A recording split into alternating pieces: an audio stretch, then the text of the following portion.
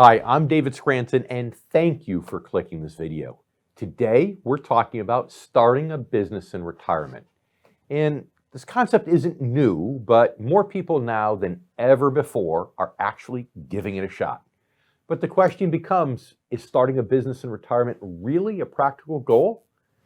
Now it's time to bring in our guest, Michael Eastham, founder and president of Fellowship Financial Group, a retirement income store located just outside of Orlando, Florida. Michael's also the Amazon best-selling author of the book, Common Sense Income Strategies. Michael, as usual, it's our pleasure to have you here on the show. It's always great to be with you, Dave. So are you seeing this trend, as I am, increasing where more and more people now than before are starting businesses in retirement? You know, it really is. I'm actually seeing quite a bit of that with some of our clients. And I think it comes down to the definition of retirement for some people. It's you work because you want to and not because you have to. People have worked for 30 years pursuing a career, building a profession, and they've developed a skill set that does have some value. Others have a hobby that they have done on the side, and they just want to spend more time doing it. The fact is, they got to fill the hours that they were working. And if you don't have something to fill it with that's fulfilling mentally and physically, then you're going to end up spending too much money. Yeah, no, it's all good points. Are you finding, though, that people are coming to you pre-retirement and they're disclosing that it's part of their plan, that they want to retire and then want to start a business? Or is it happening after the fact because they find themselves being bored, maybe the grass wasn't greener on the retirement side, and you hear about it after the fact? Most of the time, we're hearing about it beforehand because they're asking for our input. And what's happening a lot of times is, we'll have a lot of engineers, for example, that they have the benefit, so to speak, of being able to consult with either the company that they've been working with or with some of the network the relationships that they've developed over the 10, 15, 20 years that they've worked for the most recent company. So for the most part, it's people that they've had that hobby, like I mentioned a moment ago, or they've developed a skill set that is valuable in the marketplace, and they have relationships that they just continue on with after their retirement. And you'd be surprised, you don't have to work that many hours to make a decent supplement to your Social Security, and if you're fortunate enough to have a pension. Yeah, all great points. Now, are you finding that there's certain common questions or concerns that people are bringing to the table, for your consult before they actually retire and launch into this retirement business? That's actually the scary part, because too many times they have the skill set in the area that they've developed a profession in, but they don't think about the implications of starting a business. For example, if you're an independent contractor, then you're going to have to deal with taxes. If you don't set up your company properly, then you may end up paying 15.5% for Social Security and Medicare even after you're retired. And so there are a lot of things like that.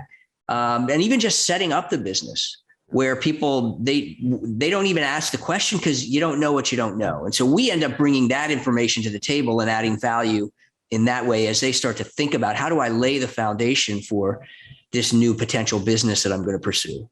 Now, of course, Michael, you're the guy who wrote the book, Common Sense Income Strategies, right? So how do investing for income and starting your own business actually kind of sort of go hand in hand? Well, when it comes to investing for income, the fact is that depending on when they retire, they may or may not have started Social Security yet. But if they have, then you've got a layer of guaranteed income right there. You've got potentially a pension. So you got two layers. And if we're adding a supplement based on their investments and generating, again, predictable income, well, it just lays the foundation for them not to have to worry too much about where their next dollar is going to come from in retirement. A lot of times the business is going to give them the ability to defer taking income from their retirement accounts. And then, of course, we can hedge against inflation by reinvesting the interest and dividends, giving them more income down the road when they really need it. Mm-hmm. You find there are a lot of folks that are looking to have any significant startup cost where maybe buying a franchise or doing something that, not just something using technology and social media to market, but something that actually has more financial risk? Not as much. I do have some clients, in fact, some that are artisans. So, for example, they might have a woodworking business that they want to start out. It was a hobby on the side. Now they want to gear it up. So there's some pretty expensive equipment that they can purchase, that they'll need to purchase in order to make that a reality. So that's the most part where it comes down to, the startup costs. Not as many on the franchise side, because they realize that's a full-time job. And for the most part, the client's retired. They really want to be able to just supplement their income and not turn it into another full-time job. Mm-hmm. You talked a lot about the emotional benefits too of being self-employed and keeping active and the social aspect and having goals and objectives to work toward, and that's all great. But you're also a CPA, Michael. So how about the tax benefits that people can get? I know you mentioned the negatives, like paying both sides of the FICA tax, but being self-employed and having a Schedule C gives benefits for some people too, does it not? Well, whether it's a Schedule C, or maybe you do set up a separate business where you establish an S corporation where you have some flexibility as far as, what are you going to pay employment tax on versus what are you going to consider as a distribution. So you have a little more flexibility, but we've got to be able to know it up front, because if you do it after the fact, then it becomes a lot more complicated and it could be a lot more costly. Mm. You mentioned the struggles with a lot of people coming to the table and not having enough questions because you don't know what you don't know, and not having a business plan, and how you oftentimes will help clients with that. And it seems to me like you're uniquely talented in that area, because not only having your CPA background, but also even before coming in as a financial advisor, you were kind of sort of a serial entrepreneur. So you've got that mindset. But do you think that most retirement planning financial advisors have the skill set that you do to help people build a business plan and to look out for all the gotchas?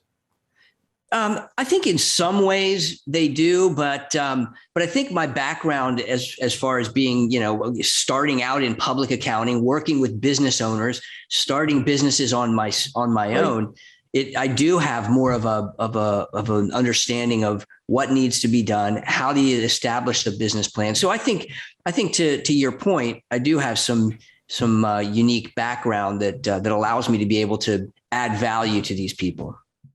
Good. Well, they certainly need that type of help.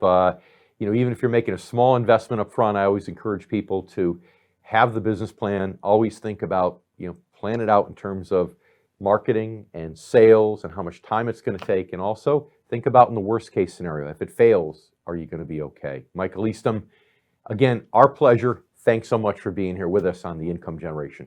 Thank you, Dave. Thank you for watching today's video. Should I start my own business in retirement? If you enjoyed it, please give us a thumbs up, to give us a like, and to make sure you subscribe to our YouTube channel each and every week for new content.